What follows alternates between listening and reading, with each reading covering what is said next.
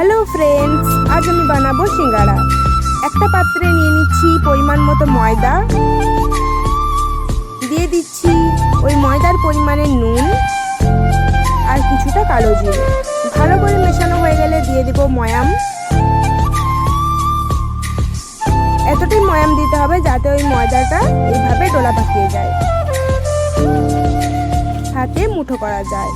এরপর ওইখানে দিয়ে দিতে হবে অল্প অল্প করে জল দিয়ে দিয়ে ভালো করে মেখে নিতে হবে। এরপর আমি এই ময়দাটাকে 15 মিনিট ধরে রেস্টে রেখে দেব। এরপর কড়াইতে আমি নিয়ে নিচ্ছি গোটা জিরে, মৌরি আর একটা শুকনো লঙ্কা, ভালো করে ভেজে নিব। এরপর এটা পেস্ট করে নেব। এরপর কড়াইতে নিয়ে নিচ্ছি সাদা তেল, দিয়ে দিচ্ছি আদা ও কাঁচা লঙ্কা বাটা।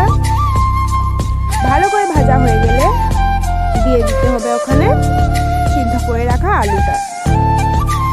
এরপর দিয়ে দিচ্ছি হলুদ গুঁড়ো আর পরিমাণ মতো নুন।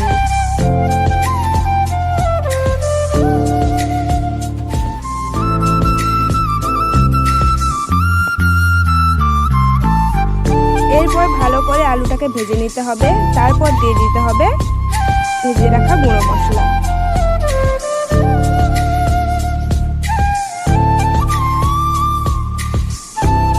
এরপর দিয়ে দিচ্ছি কাশ্মীরি রেড চিলি পাউডার এবং আলুটার সাথে ভালো করে মিশিয়ে নেব মশলাগুলো। আলুটা ভালো করে ভাজা হয়ে গেলে তুলে রেখে দেব। এরপর ওই ময়দার ডোটা ভালো করে মেখে লুই করে এইভাবে বেলে নিতে হবে এবং সিঙ্গাড়া শেপ দিয়ে দিতে হবে। এরপর কড়াইতে নিয়ে নিচ্ছি সাদা তেল এবং ওই সিঙ্গাড়াগুলো একে একে করে ভেজে নেব।